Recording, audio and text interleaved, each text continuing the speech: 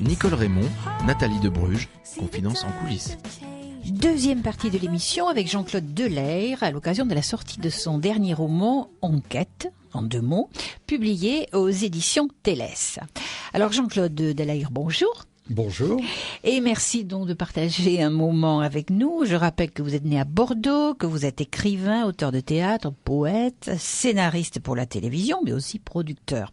Vous êtes également sociétaire des auteurs et compositeurs dramatiques. Alors, moi, je me demande comment vous arrivez à concilier toutes ces fonctions, parce que comme pour nous, les journées font 24 heures, est-ce que vous avez des préférences, des priorités ? Oui, tout à fait. Alors, moi, je dirais qu'elles font 24 heures aussi. Mais bon, je pose toujours la question à des amis qui me disent « Mais comment tu fais pour faire tout cela dans la journée ?» Je dis « Comment vous faites pour rester 4 heures devant la télévision ?» C'est à peu près, vous voyez, la réponse que je peux leur donner, parce que c'est évidemment une affaire de choix. Alors, le choix, d'abord, c'est que je suis levé tous les matins à 5h30. Donc ça aide, et que ce soit pendant le temps de travail habituel ou même pendant les vacances, je me lève de bonne heure, j'écris de bonne heure, hein, et puis voilà, je me débrouille pour consacrer beaucoup de temps à l'écriture et puis à l'imagination aussi.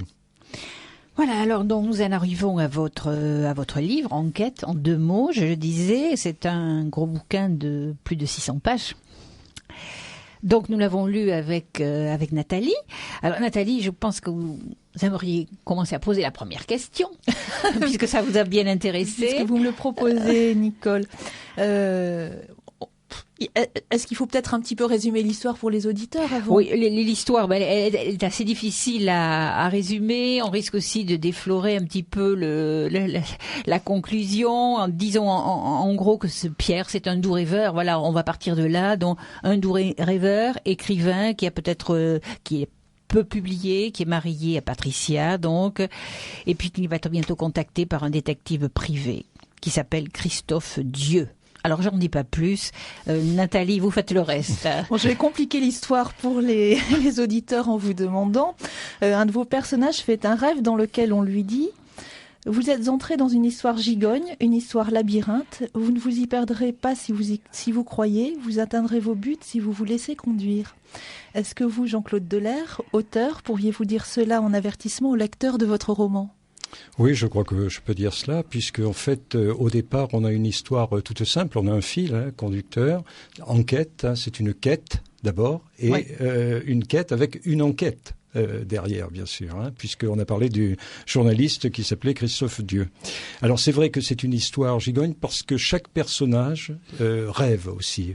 J'accorde une grande place au rêve dans la vie, à la contemplation. Je peux passer du temps, moi, à rester comme ça, assis sur un coin de banc et puis à réfléchir, à penser.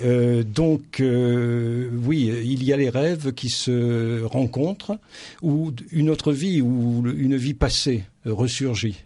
Donc, chacun des rêves des personnages, en définitive, est un rêve qui ressemble à celui de son voisin. Et ils vont finir par se rencontrer pour créer une grande histoire, quoi. J'ai quand même remarqué qu'il n'y a que les hommes qui rêvent dans les femmes. Enfin, il y a pas beaucoup de femmes, il y en a quelques-unes, mais elles ne rêvent pas. Alors peut-être parce que par pudeur, je ne suis pas une femme. J'ai beaucoup de mal à comprendre comment fonctionnent les femmes, peut-être. Alors voilà, c'est peut-être ce côté-là, quoi, qui fait que je fais plus rêver les hommes parce que je suis un homme. Je sais à peu près comment je rêve. Vous voulez rester honnête ? Voilà, oui, je veux rester honnête. C'est très important. Et le personnage Pierre, qui écrit depuis toujours et qui a dans l'idée d'écrire un roman qui se serait appelé Voyage avec les morts. Mais est-ce que c'est pas le titre que vous auriez pu prendre aussi pour ce livre ? Oui, c'est vrai, mais en même temps, j'ai hésité sur divers titres. J'ai eu des titres, j'en ai eu 7 ou 8 avant d'arriver à Enquête, qui m'est venu comme ça en prenant le train. Vous voyez, c'était un peu compliqué aussi parce que ce livre parle de la mort, il parle de la vie, il parle des cimetières. Vous le savez, il y a cette espèce de quête, mais ce n'est pas un livre dramatique. Ce n'est pas un roman triste. Je pense que c'est un roman, au contraire, qui est plein de vie, plein d'espérance. C'est ce que j'ai voulu faire. Donc, je voulais pas lui donner un titre qui l'assombrisse trop, quoi. Oui. Alors justement, à propos de Pierre, vous lui faites dire, je séjourne rarement dans un village sans visiter son cimetière. C'est souvent le musée le plus intéressant de la ville. Son grand livre et chaque sépulture est le chapitre d'un roman écrit à plusieurs mains. Ce qu'on y raconte est fiction, mensonge et petits arrangements avec soi-même. Alors je veux savoir si vous reprenez ces paroles à votre compte et est-ce des cimetières qui est venue l'idée du roman? Oui, je crois. D'abord, pas les cimetières en tant que structure même, mais je dirais les personnes qui sont dans les cimetières, les sépultures, parce que j'ai un respect profond pour les morts. J'aime bien me promener dans les cimetières, j'aime bien m'arrêter, et j'aime bien essayer de penser, de dire, tiens, cette personne-là, comment était-elle? Comment a-t-elle vécu? Est-ce qu'elle a été heureuse? Est-ce qu'aujourd'hui elle est, etc. Donc moi j'ai vraiment une relation forte. Pour moi la mort, c'est pas la disparition. Je pense, je peux peut-être étonner, mais souvent les gens que j'ai aimés, je suis en communication avec eux, mais pas d'une manière spiritiste. Hein, c'est pas ça du tout. Mais bon, par exemple l'autre jour, je pensais à mon grand-père qui a beaucoup compté pour moi, mon grand-père paternel. Je l'entendais, je le voyais. Ou quand je pense à ma maman, c'est pareil. Vous voyez, j'ai eu une relation et j'aime bien aller leur rendre visite. Et puis je m'attarde. Je m'attarde comme dans un dictionnaire. En fait, j'ai ce vrai problème. Quand j'ouvre un dictionnaire pour chercher un mot, je me mets à en chercher d'autres.